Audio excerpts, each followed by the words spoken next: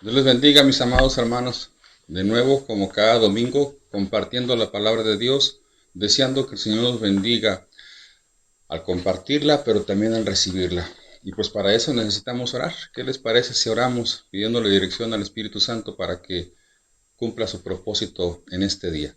Amado Dios, en el nombre de tu Hijo Jesucristo, te agradecemos, Señor, la bendición de un día más y de gozarnos una vez más, Señor, como pueblo tuyo, como iglesia, dándote la honra y la gloria.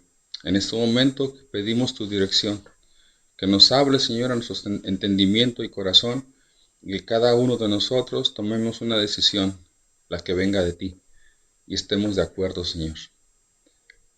Dirígenos, por favor, en el nombre glorioso de Jesús. Amén. Durante 3 semanas, la intención es predicar sobre un mismo tema, de Ezequiel capítulo 37, versículos de 1 al 14, y le hemos llamado al mensaje el verdadero levantamuertos. Este mensaje en particular es el mensaje que Dios nos ha estado hablando desde la semana anterior.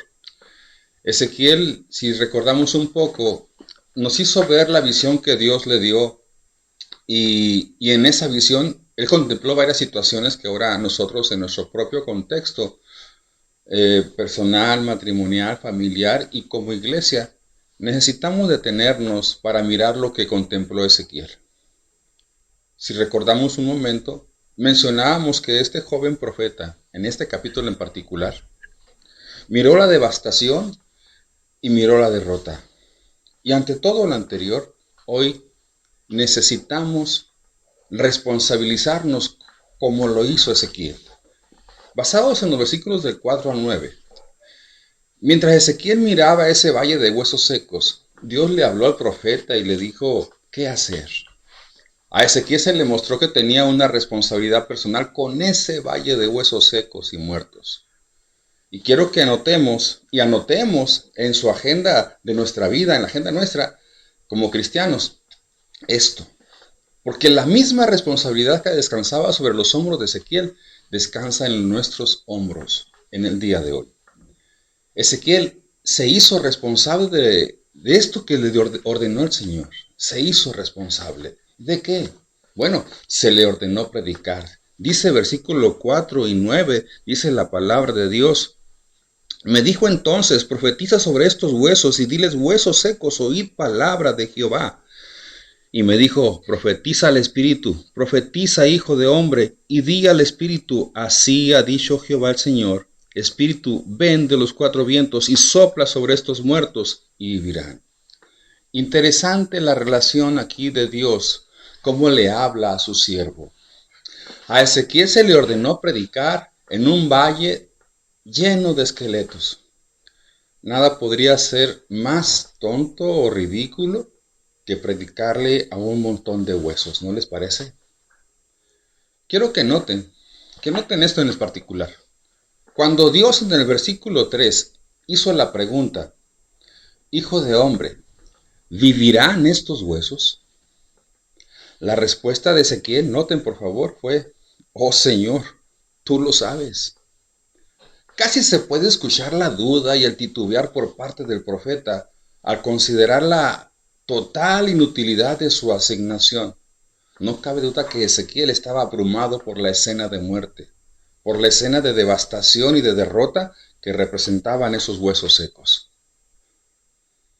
Por eso, cualquiera que mire la verdadera condición de un mundo perdido puede entender la respuesta de Ezequiel, humanamente hablando. Y les pregunto, ¿qué es más difícil que confrontar un mundo de hombres y mujeres sin vida, inútiles y sin esperanza, con la palabra del Evangelio? Sin embargo, esta es la clara obligación de la Iglesia. Dios no ha prometido bendecir nuestros sistemas teológicos, ni siquiera nuestras interpretaciones superficiales o nuestras teorías filosóficas, pero sí se ha comprometido a bendecir la predicación de su palabra cuando ha sido predicada, proclamada y enseñada honestamente. Esto me recuerda lo que dice Isaías 55:11, se han de recordar, así será mi palabra que sale de mi boca, no volverá a mí vacía, sino que hará lo que yo quiero y prosperará en aquello a que le envié. Es decir, solo a través de la predicación, tal predicación, habrá un ruido, un temblor y los huesos se juntaron cada hueso con su hueso, solamente con la palabra de Dios. Por eso es solo la palabra de Dios la que puede producir tales milagros. No somos nosotros los seres humanos. ¿Por qué? Porque así lo dice su palabra. ¿Se acuerdan lo que dice Hebreos 4? Si recordamos, dice, porque la palabra de Dios es viva y eficaz y más cortante que toda espada de 2 filos y penetra hasta partir el alma y el espíritu, las coyunturas y los tuétanos y discierne los pensamientos y las intenciones del corazón. El Evangelio de nuestro Señor Jesucristo es poder de Dios para salvación. Dice la Escritura, a todo aquel que cree, al judío primero y también al griego. Esto nos lo dice Romanos. Ahora les pregunto, ¿qué necesita un mundo perdido? Pensemos en esta pregunta. No necesitan escuchar sobre nuestra iglesia. No necesitan escuchar sobre nuestra denominación. No necesitan escuchar sobre nuestros predicadores. No necesitan escuchar sobre nuestras opiniones. Necesitan escuchar el Evangelio de la gracia. Necesitan escuchar la verdad de que Jesucristo murió en la cruz para salvar a los pecadores. Necesita la gente escuchar que Jesús resucitó de entre los muertos para salvar a todos los que vendrán a Él, o hemos venido y vendrán a Él. Y también la gente necesita escuchar que hay esperanza, amor, vida y salvación en Cristo Jesús. Es decir, necesitan escuchar acerca de Él. Y es nuestra responsabilidad decírselos. No nos olvidemos de la responsabilidad que se nos ha puesto sobre nuestros hombros. Dice la palabra de Dios en Marcos 16:15, un pasaje conocidísimo. Y les dijo, id por todo el mundo y predicar el Evangelio. ¿A quién, Señor? A todos. Ezequiel no solo se hizo responsable de predicar, también lo fue cuando se le ordenó orar. Si ustedes revisan el versículo 9, ahí dice que sopla sobre estos muertos y vivirán. Con la predicación puede haber un ruido, un temblor, una reunión de hueso con hueso, e incluso la aparición de tendones y piel, como dice la Escritura, pero la palabra dice, no había en ellos espíritu, dice el versículo 8. Es decir, no había aliento de vida en ellos. Ezequiel había predicado la palabra de Dios a los huesos, tenían apariencia de vida, pero aún estaban muertos. Necesitaban el toque divino, el toque de Dios antes de poder vivir. Entonces se le ordenó orar. Orar para que el Señor los cuidara y los hiciera vivir. Mediante la predicación, mis hermanos, las personas pueden convencerse de la verdad, pero seguirán siendo meros cadáveres hasta que el Espíritu de Dios sople sobre ellos aliento de vida. Sin duda es por eso que nuestro Señor les dijo a sus discípulos que esperaran, ¿se acuerdan? Allá en Jerusalén, hasta que fueran investidos o revestidos espiritualmente con poder de lo alto. Se los dijo Lucas 24. Y después llegó el día de Pentecostés cuando hubo, dice la palabra de Dios, un estruendo del cielo como de un viento recio que soplaba, allá en Hechos 2. Y de inmediato, ¿qué sucedió? Los creyentes se fortalecieron, tomaron vitalidad y poder en su ministerio de la predicación.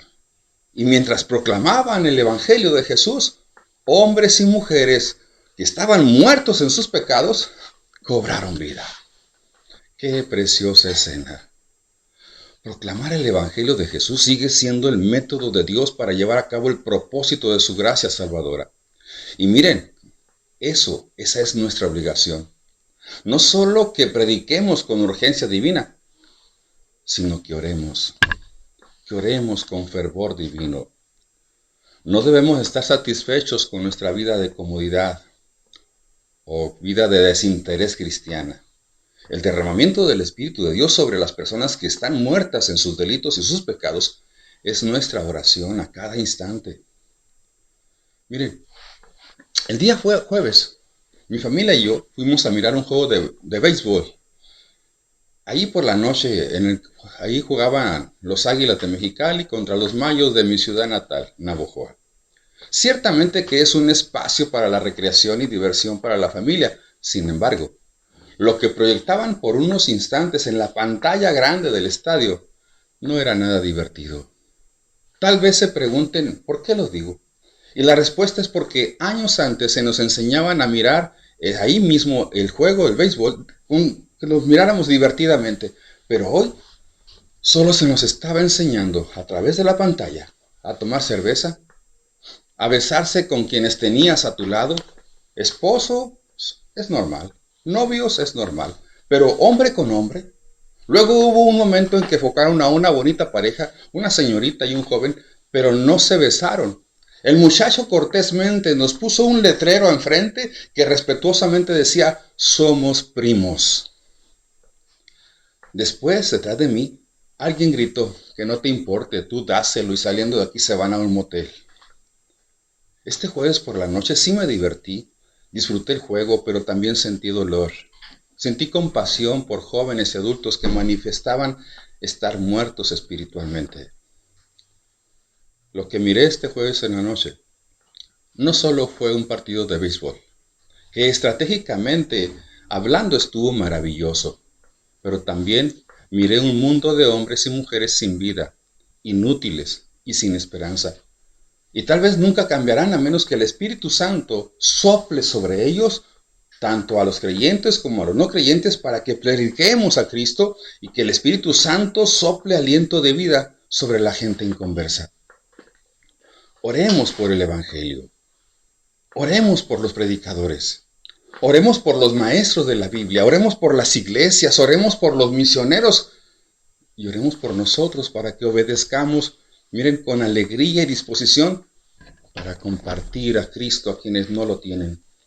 Oremos con fervor para que Dios honre su palabra, dé aliento de vida sobre los perdidos y atraiga a muchos a Jesucristo para salvación. Pero también oremos por muchos Ezequieles y Ezequielas. Eso es lo que Dios quiere. Nadie puede venir a mí si no le atrae al Padre que me envió, y yo lo resucitaré en el día final. Es nuestra responsabilidad decírselos. Y es nuestra responsabilidad orar con urgencia para que la gente sea salva. Por eso les digo lo siguiente: que Dios nos dé ojos de misericordia, que Dios nos dé ojos de compasión para mirar a la condición de los perdidos. Que Dios nos dé oídos para escuchar sus gritos allí cerquita de nosotros, en el trabajo donde estemos. Que Dios nos dé un corazón que sienta su dolor. Que Dios nos ayude a mirarlos como Él los mira.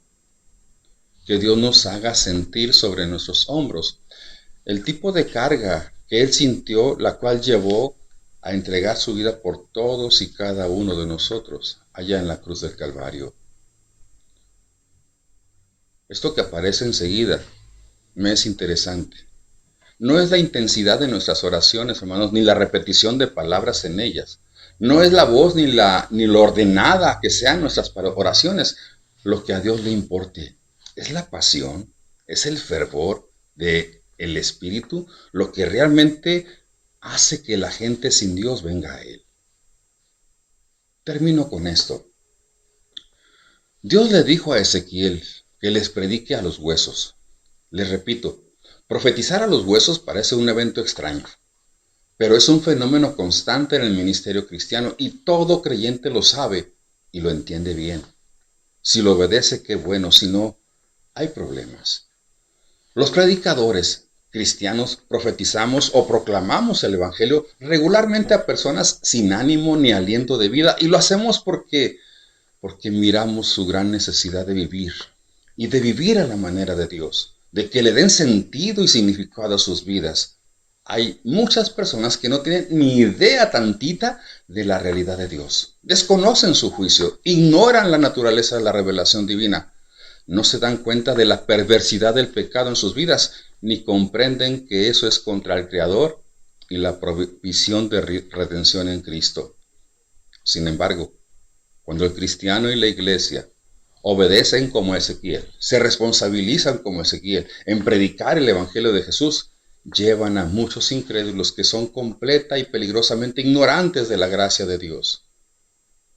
y los llevan a una forma gozosa de vida en la que pueden profundizar adquiriendo más conocimiento acerca de Dios, acerca de su amor, de su propósito y acerca del propósito del Evangelio. Ezequiel miró que esos huesos les empezaron a aparecer tendones, carne, que se unían entre sí. Esto quiere decir que la predicación tiene el efecto de darle sustancia a la fe. Dice Hebreos que en realidad sin fe es imposible agradar a Dios, ya que cualquiera que se acerque a Dios tiene que creer que Él existe y que recompensa a quienes lo buscan. Esto indica que ciertas ideas deben estar presentes antes de que la fe salvadora pueda estar presente. Allá en Romanos, si revisan por favor, Romanos 10, capítulo 14, 10, verso 14, Pablo hace una pregunta, pero ¿cómo invocarán a aquel a quien no han creído? ¿Y cómo van a creer en aquel de quien nunca han oído? Y una tercera pregunta, ¿y cómo oirán sin haber quien les predique? Aquí tuvieron a Ezequiel quien les predicara. ¿A quién tiene tu familia y tus compañeros y vecinos? Antes de que los colosenses recibieran el Evangelio para la salvación de sus almas, se les enseñó de la gracia de Jesús, de su sacrificio en la cruz por amor a ellos. Lo escucharon, lo entendieron y lo aprendieron. Ahora aquí, Ezequiel nos dice que estaba profundamente impresionado con la cantidad de eventos que tenían que suceder antes de la entrega del aliento de vida a personas tan radicalmente deformadas y fragmentadas. Cada persona pasa por este proceso en la salvación. El mensaje del Evangelio prepara la mente de una persona con verdades necesarias antes de escuchar de Jesucristo como Señor y Salvador de su vida. Con algunos, su tiempo de previa instrucción es largo y agotador y puede implicar periodos de resistencia, de resentimiento e indignación. Así le sucedió al apóstol Pablo cuando era Saulo. Con otros, el proceso se hace bastante rápido y como más ligereza, como con Cornelio, el carcelero de Filipos, o con Lidia. Y para algunos más, es el resultado de toda una vida de amoroso acompañamiento, instrucción y amonestación como con Timoteo. Pero el patrón establecido en Ezequiel siempre es discernible y entendible. Esta profecía en particular es aplicable a toda persona, porque cualquier subordinación al Evangelio va a involucrar este proceso individual varias veces. Quiero que se den cuenta que hay una idea doble en el mensaje de este joven profeta. Ezequiel busca tanto la conversión individual, pero lo hace a una escala masiva, en la que toda la nación se rinda al Dios que da vida y que le da en abundancia. Dios le dijo a Ezequiel que profetizara y soplara sobre estos muertos y vivirán. Con la preparación completa en cada uno de los casos individuales, ahora debe llegar el aliento de vida. Miren, hermanos, en el proceso de profetizar nuevamente, notemos que el aliento vino de los 4 vientos. Y estos cadáveres que aquí se describen fueron reconstruidos, vivieron. Dice Juan en su evangelio, en Juan 3, el viento sopla donde quiere. Este es uno de los puntos de vista de la conversión que Nicodemo, pasaje que me encanta, debería haber entendido cuando Jesús le dijo que no podía ver el reino de Dios a menos que naciera de nuevo. Qué fuerte es esto, pero es claro y necesario. Cuando Nicodemo pareció incrédulo ante las sugerencias, Jesús respondió: ¿eres tú maestro de Israel y no sabes esto? Y agrega: lo que es nacido de la carne, carne es, y lo que es nacido del Espíritu, Espíritu es. A Nicodemo le dijo: te es necesario nacer de nuevo, y también te lo dice a ti. Los huesos somos todo el pueblo de Dios, su iglesia. Cuando todos los que constituimos el pueblo de Dios obedezcamos a lo que en su momento obedeció Ezequiel, nuevamente, por la promesa de Dios, habrá una obra especial de Dios en nuestras vidas y entre nosotros, pero no será sin la poderosa obra continua del Espíritu Santo para la conversión de nuevas personas que aún permanecen allá distantes, lejos y moribundas sin Dios. Y Él mismo realizará esta obra, dándole vida a toda persona que se reconozca espiritualmente muerta, que se arrepienta de su condición, le pida perdón y aliento de vida a Dios, y Jesús el Salvador le dará nueva vida. Dios te restaurará, poniéndote de su espíritu dentro de ti. Y Dios te renovará de su conocimiento para santificarte, perfeccionarte y así tener el poder y amor para compartirlo a otras personas que existen, pero no saben qué es vivir la vida en Cristo. Pondré en ti mi aliento de vida y volverás a vivir, dice versículo 14. Considerar este mensaje como una responsabilidad, como se la adjudicó también Ezequiel, es necesario para ti y para mí. Él obedeció, predicó y oró. ¿Qué de ti y qué de mí, iglesia? Por aquellas gentes que no han visto y no han vivido y experimentado la gracia, que no han nacido de nuevo. Iglesia, nos toca la responsabilidad. Dios y Padre Santo, gracias Señor por el mensaje de hoy. Te ruego que resurja un avivamiento en tu pueblo, de compasión y de misericordia por el perdido. Tenemos derecho de trabajar, pero que en el trabajo sepamos mirar y convivir y observar y contemplar con misericordia y compasión a las personas que no te han conocido. Que si vamos a salir a comprar el mandado o a estudiar, Señor, o a algún punto de diversión, que hagamos lo que tengamos que hacer, sin dejar de mirar bajo la dirección de tu mirada, Señor, de necesidad de compartir el Evangelio.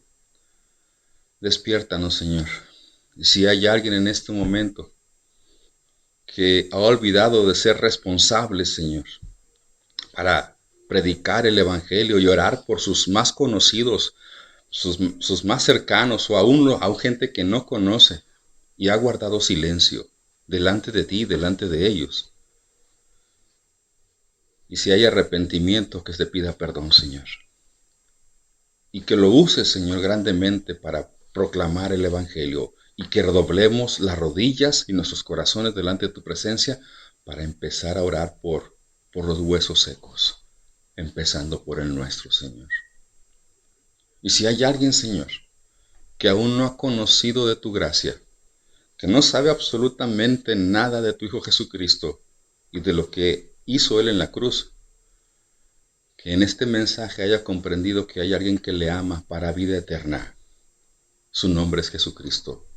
Si se mira seca su vida en lo interior y que mira vida eterna y vida en abundancia en tu Hijo Jesús, se rinda a ti.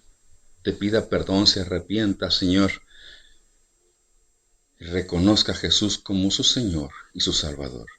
Gracias te damos, Señor, por este día. Gracias te damos por este mensaje y que hagamos lo que nos corresponde a cada quien. En el glorioso nombre de Jesús. Amén y amén. Un apapacho, mis hermanos. Dios les bendiga.